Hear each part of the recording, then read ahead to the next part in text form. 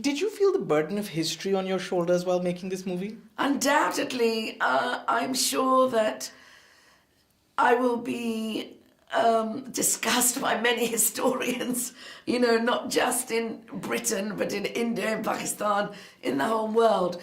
But the thing is, we have to get up and speak. We have to get up and say what we think. I was lucky enough to be given the opportunity to make a British Raj-style movie that in a genre that I'm familiar with, and then subvert that with the evidence, with the information that I had found. And all through growing up, I had always felt, and I'd always been taught at school in England, that partition was our fault. We started fighting. The British had come to hand India back. But because we couldn't get along as Hindus and Muslims and Sikhs, the idea was it was our fault. So no one really wanted to talk about it. Except that my mother always used to say that when she was young, Rawalpindi mein, she said, I had friends, Christina, my Christian friend, Fatima, my Muslim friend, Sangeeta, my Hindu friend. We were all friends. And I said, so what happened? Why did you start killing each other? And she says, Pata nahi kyun hoya? Kudrat rati kuch ho gaya. Everyone went mad. And she says, Gorya ne kuch kala jadoo kita. And so that was the other discourse I'd always grown up with.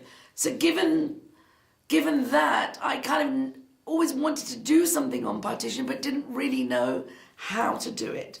But then after I had my children, I kind of felt that I was in a unique place. I wanted to tell a bigger story about who they were and their legacy, because not many people know anything about partition.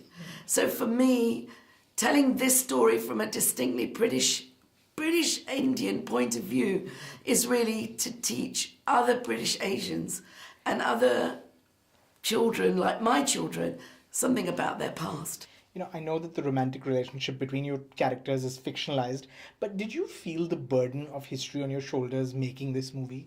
Absolutely. I think that's Yes. a really good question, because I remember very early on, I think it was day 2 of filming, I was talking to one of the other actors in the movie who plays Dilip, and we were talking about, as we all know, close to 1 million people died and 14 million people were displaced. It was the largest mass migration in modern history. So to know that information, you really, really want to be committed to bringing life and bringing authenticity to these people, because we are in many ways representing them and their story. Yes. And it's important that the world sees it and sees it through a crisp and accurate lens. And so I do think there's a great responsibility here.